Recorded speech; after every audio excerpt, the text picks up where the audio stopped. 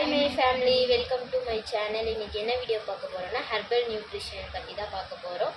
எங்கள் வீட்டில் நாங்கள் எல்லாருமே ஹெர்பல் நியூட்ரிஷன் எடுத்துக்கிறோம். எங்கள் கோச் எங்களுக்கு என்ன சொல்லி கொடுத்தாங்களோ நாங்கள் அதை மெயின்டைன் பண்ணிகிட்ருக்கோம். வெயிட் லாஸு, ஹெல்த் இஷ்யூ இது எல்லாத்துக்குமே நல்ல ரிசல்ட் கிடச்சிருக்கு.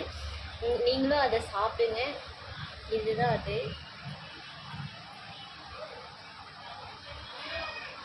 குழந்தைங்களுக்கும் இந்த டைனோஷேக் கொடுக்குறோம்.